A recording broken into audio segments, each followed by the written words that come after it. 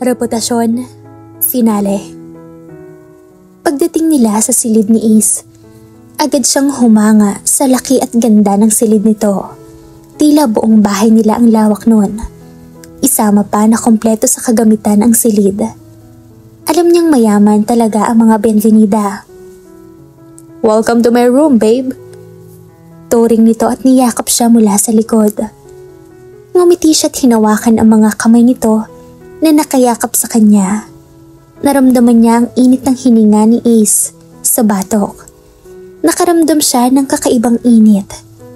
Aminin niyang miss na niya si Ace dahil mula kanina pagdating ng San Roque ay hindi pa sila nito nagkakaroon ng pagkakataon na silang dalawa lang.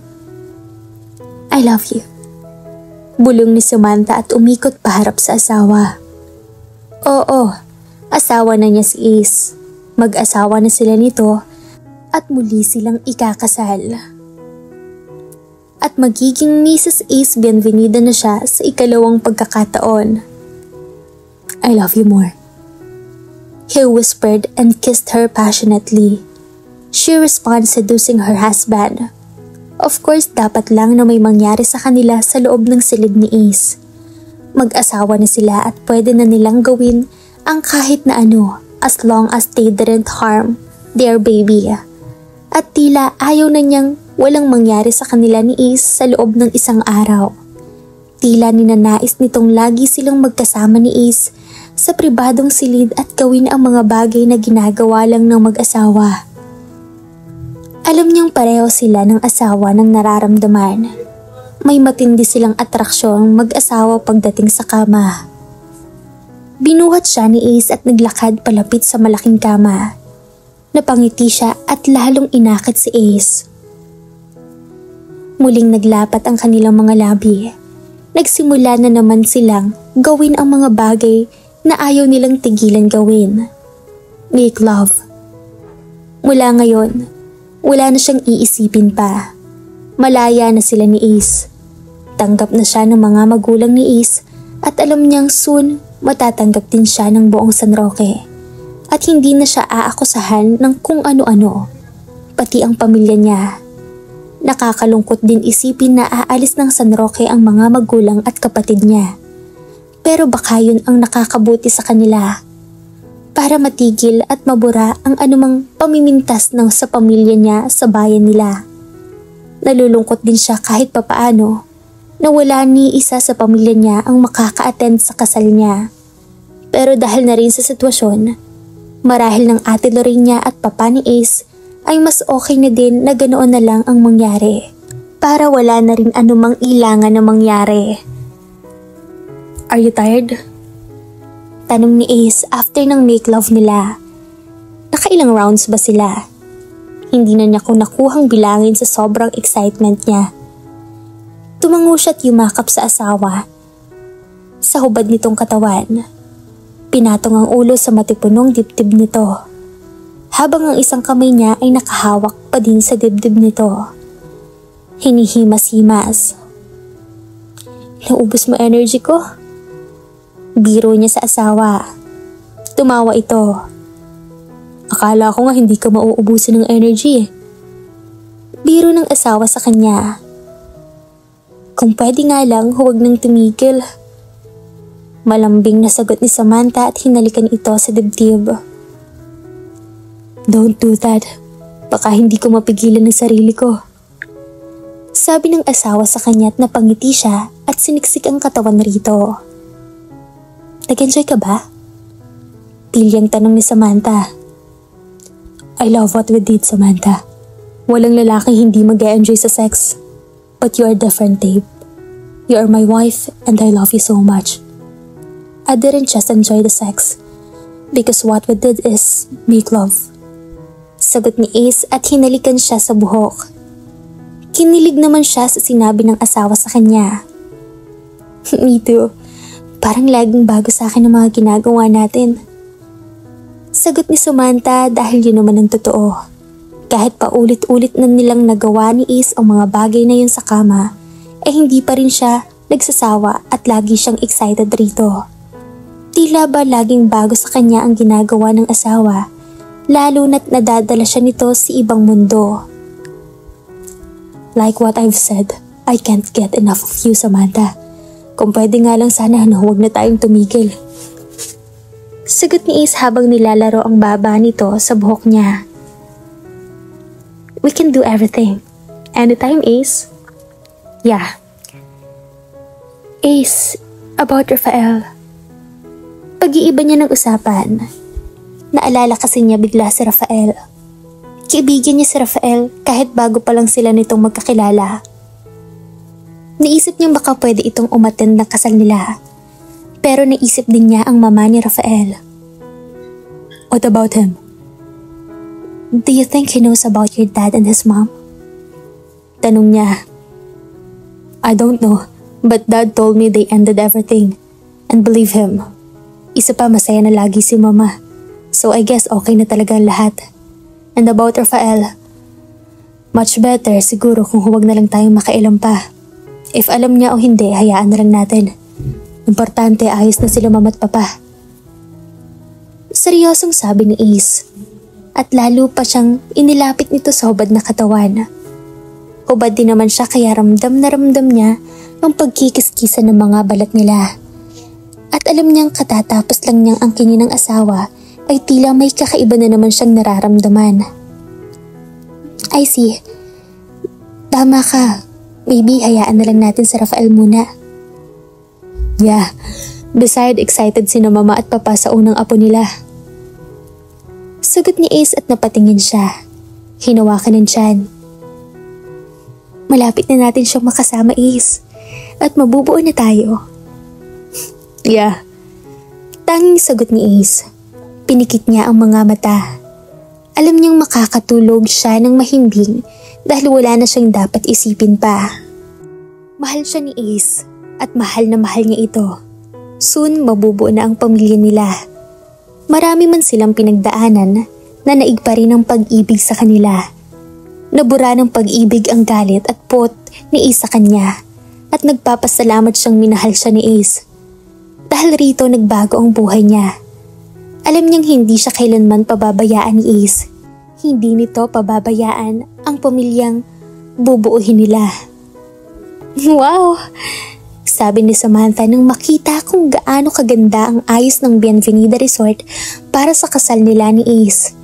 Ang mga kapatid ni Ace ang nag-asikaso sa pag-aayos ng venue at ang mama ni Ace ang nag-ayos para sa reception at ang papa ni Ace ang nakiusap sa pari para sa kanila. At sila ni Ace, wala namang inibang ginawa kundi i-advance ang honeymoon nila sa bahay ng mga Bienvenida. Nagustuhan mo ba, Ate Sam? Tanong ng bunsong kapatid ni Ace. Oo naman. Naiiyak na sabi ni Samantha dahil pakiramdam niya nasa cloud ngayon siya. Nakakaiyak dahil lahat ng pinapangarap niya ay nakuha na niya. Unang-una si Ace, ang asawa niya at ang magiging anak nila. Bonus na lang sa kanya ang mga material na bagay at kung ano-anong meron si Ace. Sam, iha, halika na, magbihis ka na. Tawag ni Mrs. Bienvenida sa kanya. Agad niyang pinahid ang mga luhang nais pumatak at ngumiti sa mama ni Ace na magiliw na nakangiti sa kanya. Tara na, Ate Sam. Magiliw na yaya ni Aiza sa kanya habang si Ava naman ay excited na kumakaway sa kanila sa may entrance ng hotel resort. Natutuwa siya dahil kahit wala ang mga kapatid niya sa pinakamagandang araw ng buhay niya ay naroon naman ang mga kapatid ni Ace. Noong una naiilang siya sa mga ito dahil hindi naman niya katulad ang mga ito. Pero sa pinapakitang kabaitan sa kanya ng mga ito ay gumaan ang pakiramdam niya sa mga ito.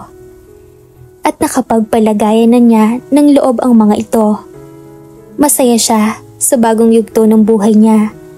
Kahit pa sabihin na wala na ang pamilya niya sa San Roque, ay siya na lang ang natatanging santos na natira sa bayan nila. Nangako naman si Samantha na dadalas-dalasan nila ang pagbisita sa nanay niya sa Maynila. At sa mga kapatid naman niya, mas dadalasan niya ang pangungumusta sa mga ito kahit text or tawag lang. Perfect! Sabi ni Ava nang makita ang suot niyang gown. Ito kasi ang pumili ng isusuot niyang gown. Designer ito at may sariling boutique sa isang mall.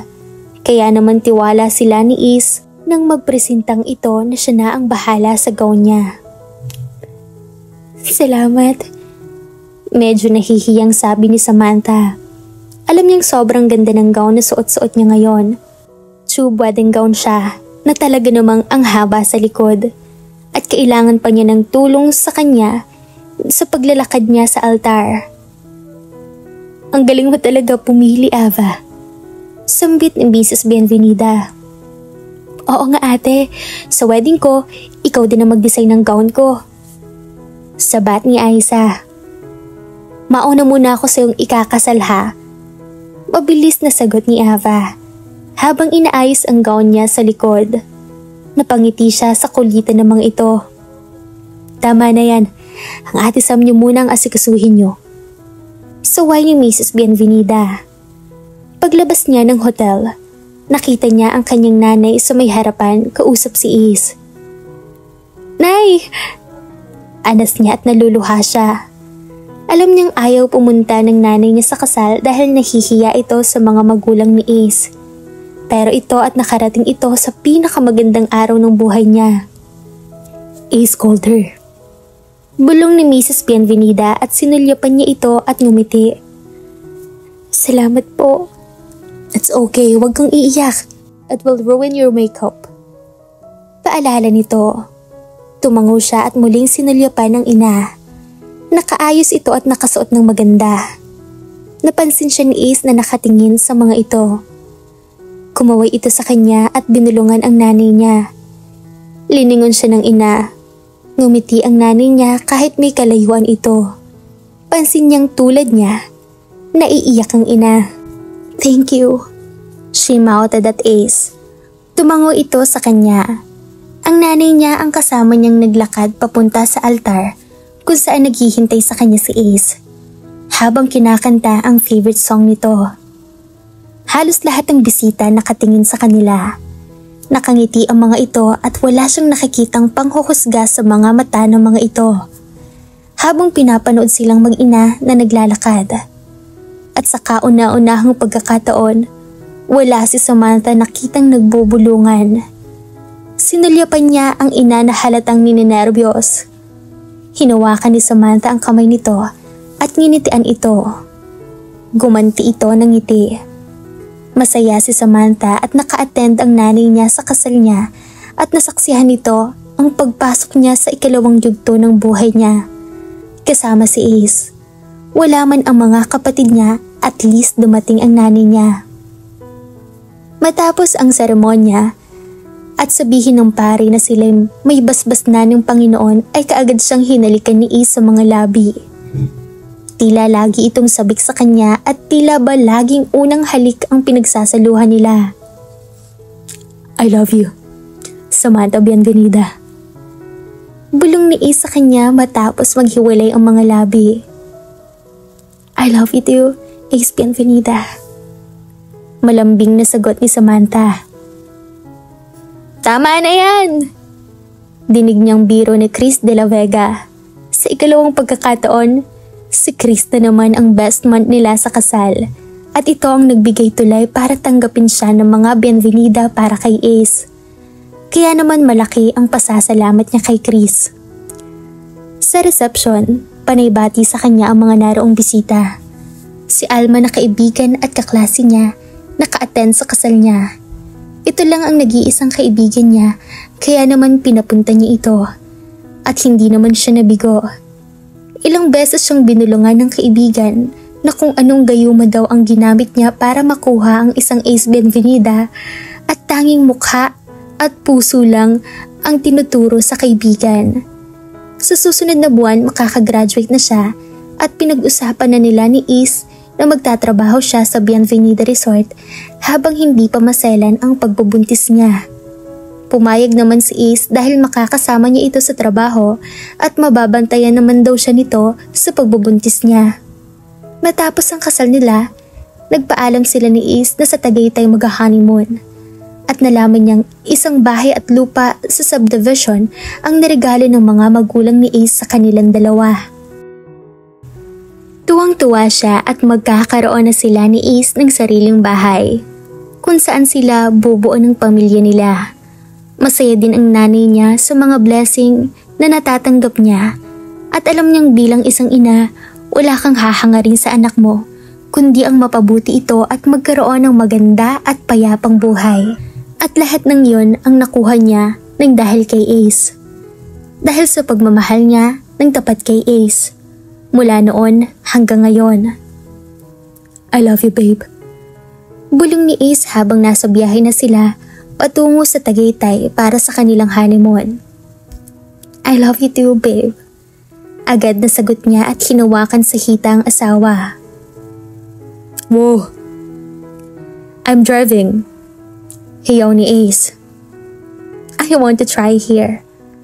Panunukso niya sa asawa. And you think I can't resist? Sagot nito. I know you can't resist me, Ace. Of course I can't resist you, babe. Anas nito at naramdamang huminto ang kotse. Let's try here then. Sabi ni Ace at sinimulan siyang halikan. Masasabi niyang ang daming pagsubok na dumating sa buhay niya at sa kanila ni Ace. Pero nanatili silang matatag. At eto, nalampasan na nila lahat ng pagsubok at soon, makakapiling na nila ang batang bubuo sa kanila ni Ace. Once you learn to accept and love them for who they are, you subconsciously learn to love yourself unconditionally. At dito na po nagtatapos ang huling kabanata ng ating kwento. Muli niyo po akong samahan sa mga susunod pang kwento na ating matutunghayan. Maraming salamat po. Stay safe and God bless.